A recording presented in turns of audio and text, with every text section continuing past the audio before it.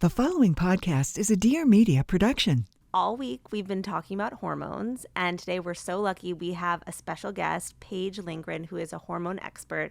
Paige, thank you so much for being here. Thank you so much for having me. I'm so excited. I find that a lot of practitioners go into a focus like yours because they have some kind of issue with it themselves or some kind of personal connection. And I was wondering if you had kind of a personal connection to hormone health.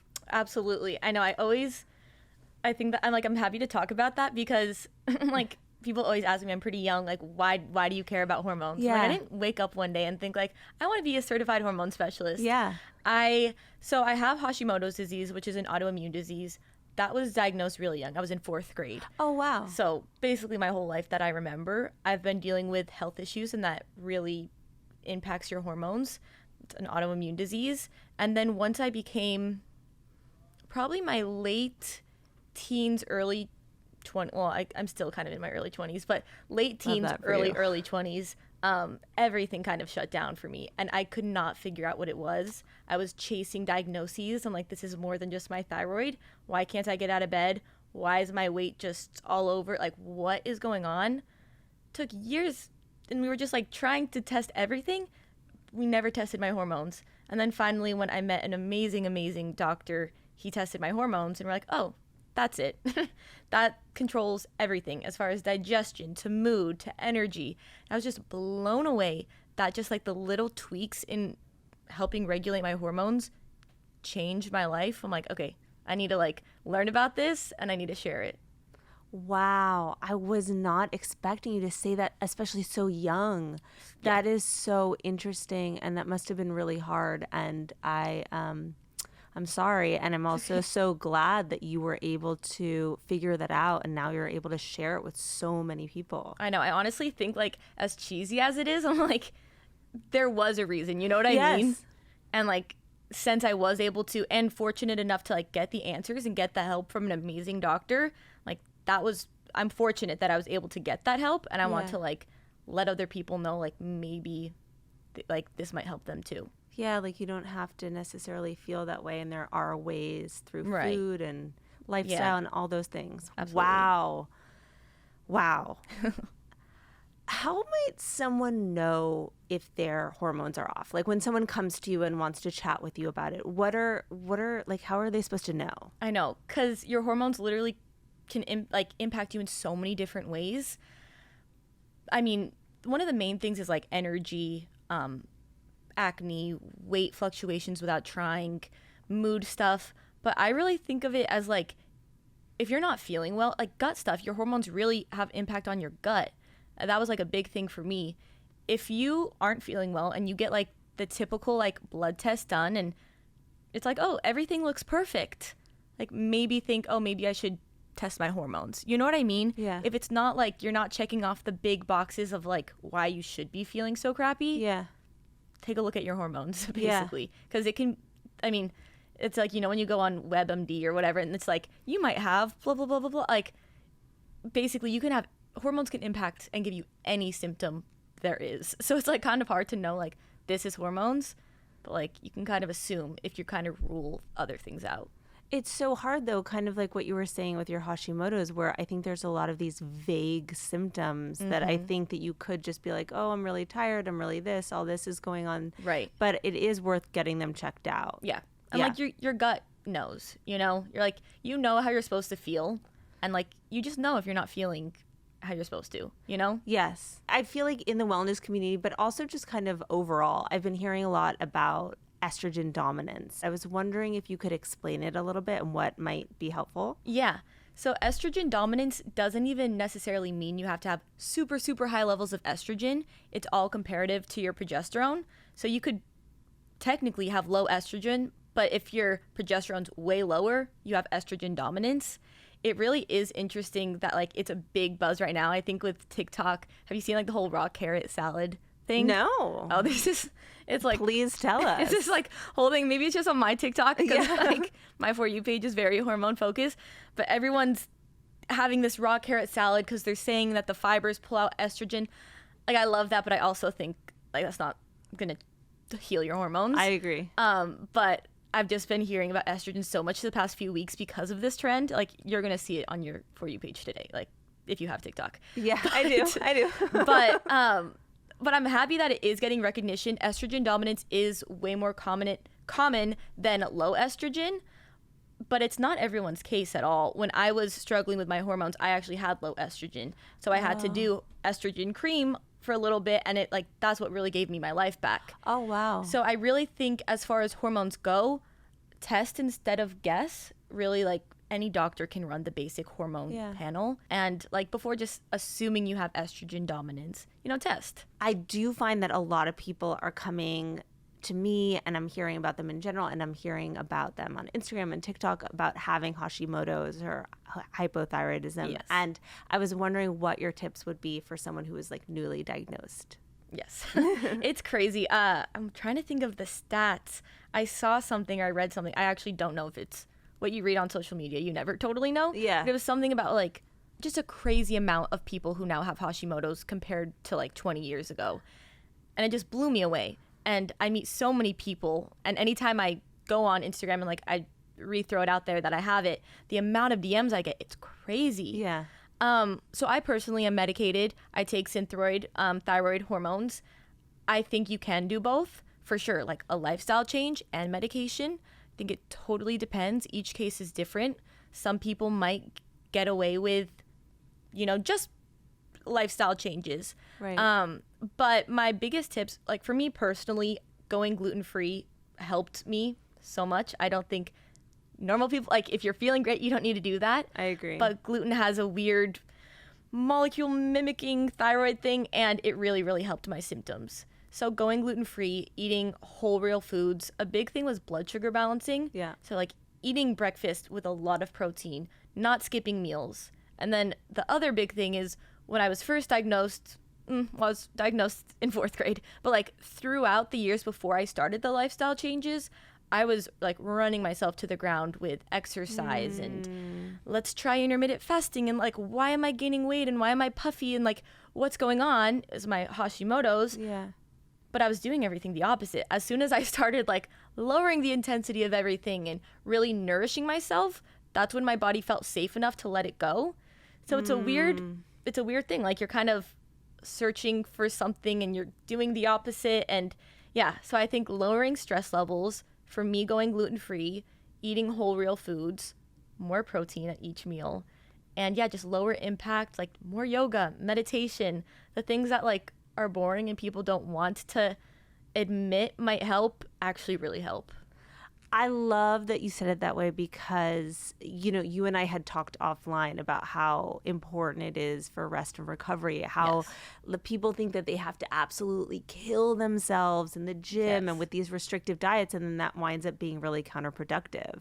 Like, completely. Yeah. It just raises your cortisol, and when your cortisol's high, nothing works. Yeah. And, like, you hold on to extra fat and water and all this stuff as a safety mechanism, which, like, thank you, body, but, it's not in our day-to-day, like, it's not helping us. Yeah. I know you're really into cycle syncing, and I think that can be really extremely helpful for people. And I was wondering if you could explain that. Yes. Okay. I'm, like, obsessed with cycle syncing. Great. And I think it's honestly something that needs to start being, like, taught in health class. Like, why don't we learn about it? I didn't know we had 4 phases in a cycle until I started learning about hormones. Yeah. But we have 4 phases where our hormones rise and fall dramatically. And those rises and dips correlate with symptoms. So, very low progesterone or very high progesterone is when you're feeling a lot more bloated and tired. And there's certain lifestyle and nutritional things you can do to, not get rid of the, big ups and downs, but kind of stabilize it a little bit. And that will majorly help so many PMS symptoms, help regulate period lengths more. Like, for instance, like flaxseed, such a great thing when your estrogen's a little too high. So incorporating that into meals when your estrogen's a little high in ovulation, things like that. Movement too. We burn different calories during different phases depending on our hormone levels. We have different energy. We can get injured more by exercising during different. It's so fascinating when you actually kind of, like, learn the science behind it. But I'd say, like, the main points are, when you're in your luteal phase, which is basically before you bleed, it's like 2 weeks before, but a week and a half, that's when you do the lower impact workout. Basically, your body knows exactly what to do and it's giving you signs, and you just need to accept them and listen to them. So your body's probably more tired at that time or wanting to do more of the walking and stretching during that time. So allow it, We're not supposed to take the same workout class every single week, same meal plan every single day. We need to adapt to what our body's asking for, and that's what I think is beautiful about cycle syncing. And then you feel better. So I think that is so helpful. I think a lot of women don't start thinking about their cycle until they're trying to conceive. Right. And there's so much life before then where you have this cycle and it's affecting what you're craving and what you're wanting and what you're needing. And so I think it's so helpful for you at your age to be talking about this with people that can kind of get on top of it just to feel good. To feel good and to know they're not crazy. Like, I mean, in high school, and I would be really, really sad and just irritated one week, and then I'd be like happy the next week. I'm like, am I crazy? Like, what's going on? And now looking back, I'm like, well, that was my hormones. And, your hormones do control your mood. And now knowing that, I'm like, oh, I'm not crazy. I could have just given myself grace. Yes. But, it's hard when your body just feels like you have no control, rather than like, oh, knowing this is what happens. Like, I am in control, but this is what happens, I love that. Is there a certain app that you like to like track that? Yeah, I track my period on the Flow app. Also, what's the app? Oh, Natural Cycles. Okay. Yeah, those are two really good ones, and they'll like tell you what phase you're in. That's you can great. also, learn how to track it on a calendar. That's the old-fashioned way of doing it. Like X marks the spot. Yep. I was also wondering about your stance on hormonal birth control. I think that that's a huge topic nowadays, and a lot of women are getting off of it, but then there aren't like a ton of great options always without it. And I was wondering your thoughts. Yeah. My thoughts on birth control isn't all or nothing. Yeah. I don't think we were meant to be on birth control for 10 plus years. A lot of people get put on it at 15 because they complain of acne, and they're on it till 27. I don't think it's really meant to be a long-term solution for that. I think if you're having hormonal symptoms as far as acne or mood or whatever gets someone on it at that age, try to look for a root cause, root cause approach first, and see, I think, like more lifestyle changes for that. But as far as preventing pregnancy, take it the years that you're really wanting to prevent pregnancy. I think it's just handed out a little bit too easy. There are other options, obviously. I think as far as birth control goes, the copper IUD seems to have, but a lot of people don't respond well to that either. I mean, that's true. It's such a, like, hormones really are just so individual. Yeah. But I don't think like birth control is all bad. I just think it's way too easy to just get on it, and it's being handed when it shouldn't be. And if I have a lot of friends getting off of it right now who've just literally been on it since they were 13, 14, and they're just not feeling well. So they're getting off of it, and they're just like kind of just tracking their cycle and like learning the days to not have sex and the days too, and just being more careful that way. And so far they've been fine. So that seems like a very balanced approach, and I think that that's helpful coming from someone like you. I know a lot of people in the wellness community who are so like, by the way, everyone needs to get off birth control, it's terrible for you, and like it's not like some of the things they're saying are completely out of whack, but it is also like, being realistic. In a dream world, it would be awesome if no one was on birth control. I think it'd be interesting to see how everyone is feeling right now. We'd all be a lot more in sync probably. It's very interesting, but we have to be realistic. That's how I feel. Health, like, it's supposed to, we don't need to be perfect because our bodies are strong, and we're living we don't need to strive for perfection in health. I think the second you strive for being all natural or all perfect, you're adding more stress to your body, and that's the opposite of health. Like, we do what we can when we can, I think that is so important. people seem to really want like down and dirty, easy, quickie meals. And I know on your Instagram you have exactly that. It's like the things that people want. It's like not even pretty, which I'm saying that as a compliment. No, it's not. It's just like literally this is what I had. And I feel like people really want like tell me what you're having for dinner. So I was wondering if you could just give us some examples of like what you're doing that's like scrappier the better, honestly. Okay, good, because I don't really cook. Like I just throw things. I love that. Like last night I threw some I'm gonna butcher, how do you say gnocchi? You know what I'm talking about? Oh, gnocchi. Did I say that right? Yeah. I had cauliflower that. Yes. I threw that in the air fryer with zucchini, chopped up chicken sausage. Like I just threw everything in the air fryer for 15 minutes. That's air fryer, the best invention. Agree. So I do that probably like 5 nights a week. I love a good like lentil pasta with ground beef. That's an easy meal I do a lot. I mean, my stuff's so random. Really that's it. It's like my air fryer is my life. Yes. Because my dinner can be in and out within 15 minutes and like you can put everything in at once. That's that or like my a whole sheet pan point. meal. Like just chop everything up, put it on a sheet pan, put it in. I did a video on one, but the one I make all the time, I do a can of chickpeas, tomatoes, zucchini, sweet potato, and then usually chicken sausage, or I'll cook that and then like the last 10 minutes put a piece of salmon on top. And then it's like, I don't like cleaning either.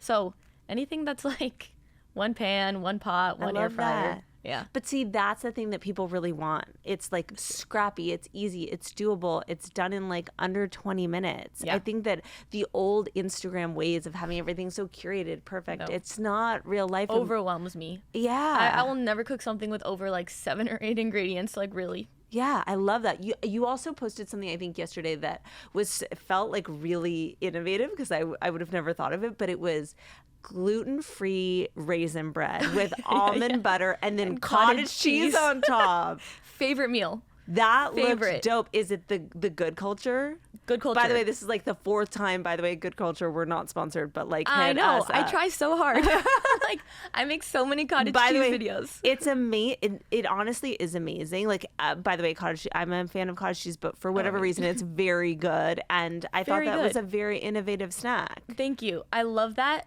Like I love it sweet and savory. So when I want it sweet, I do it that way. Savory, it's so good on avocado toast. Like cottage cheese is so high in protein. It's insane. And it's just like the easiest way to get protein in any meal, especially when I'm just like craving some toast. Yeah, You know? I love that. It's good on anything. I'm It obsessed. Really is good on anything. Yeah. Where do you stand on supplementation? I'm going to say that again. Yeah. Where do you stand on supplementation for hormone health? And have you heard of, and are you interested in like peptide therapy? Yes. As far as supplementation goes, I really love it, and I also really don't for everyone. Before I, started working with my doctor or getting training myself, I was taking anything any influencer posted about that helped them, and taking too many supplements really was not good for me. Yeah. In general, like the capsules, like everything, it's like you shouldn't be overdoing it. Yeah. But specific to you, I think it's amazing. So supplements that I think anyone would really benefit from right now is an adrenal supplement with like the good B vitamins, the good adaptogens, basically that like lowers your cortisol. Because I don't know many people who are super calm right now. Yeah. So I think most women will benefit with that. As far as peptides go, it's beyond interesting to me. Yeah. I actually just sat in on a seminar of peptide therapy, and I was like kind of in and out of it, but beyond interesting to me. I have taken some through my Have you? doctor. It's really interesting. There's not enough science and like years behind totally knowing a lot, and that scares my mom for me, Yeah. but it also could be the way of the future. It's fascinating. I don't know enough about it to like explain a lot about it, Yeah. but it's cool. And through me, it's like I work with a doctor that I would, like let him go perform open heart surgery on me. Yeah. It's like I trust his word, but yeah. It's interesting. There's a lot out there. There's a lot out there. And again, I think it's great that you said that it is a new science. And I think with anything, we don't really know the long-term effects. We don't. But I do think it is in a lot of ways maybe the future. Yeah. It's where we're all headed, I think, but we have to see. We have to see. But with like what I've heard and seen so far, it seems really cool. But yeah. Same. We'll find out in our lifetime the results. So what's next for you? I am coming out with a hormone supplement. Ooh. It's a powder. It's going to be snickerdoodle flavor. And basically, I'm just so excited about it because it's not like really like a supplement, but there's dandelion in it for liver support. There's ashwagandha in it. There's cinnamon in it for blood sugar balance. There's so many things like that. And then MCT in it for healthy fats, which I'm pretty obsessed with for hormones. So I'm excited to release this. It should probably be coming out around May because a big thing I always say is like no coffee on an empty stomach. If you want to have coffee on an empty stomach, add some fat to it. So Great. This is going to be like great for that, or like Wonderful. Mix it in your cottage cheese. I'm just excited to, So That's That's exciting. an exciting project coming up. I'm excited for you. That's wonderful. Thank you. And then the last thing I wanted to know is what is something that's really grounding you right now? Probably my Epsom salt baths. I love that. Like I go through phases of like wanting to take a bath every night or not, and I'm in that phase of like every night, phone, different room, candle on, and just like don't do anything for like 10 minutes in the bath. That's so And wonderful. it is grounding me for sure. That's so wonderful for your nervous system. So what about you? What's really grounding me right now? I go on hikes on Sundays and I do it by myself. And that's so nice. I can like hear my footsteps and I listen to music and I don't know, it's really like life affirming and it makes me feel really like grounded on the earth. Yeah. And I love it and I've been doing it for quite some time and it's like I a love practice that. that's important to me. We need to be in nature so much more than Yeah. we are. Like that's so I need to get back into like having just a day where like I'm out there. It's hard and It's really hard. And it's okay that you get out of the habit a little bit and then Yeah. you come back into it. But it's so nice when you can to like have some regularity with a practice like that just feels really good. Yeah. And I come from a world, I was an athlete growing up and and we talked about this offline, like I really thought that I had to grind my body into the ground in order, like it had to be an hour long where I wanted to die afterwards, exercise. And so it was a huge evolution for me to be able to be like, oh, I'm going to go on this really like beautiful hike for an hour, but it's like I do it at my own speed. Like I'm not even like breaking a huge sweat. Like it's just kind of like the joy of moving kind of. And like fresh air. Yeah. And it's really been like beautiful for me. That's such a shift. No, that is amazing. That probably feels so good. Paige, thank you so much for being here. This was such a treat. Thank you so much. I had so much fun.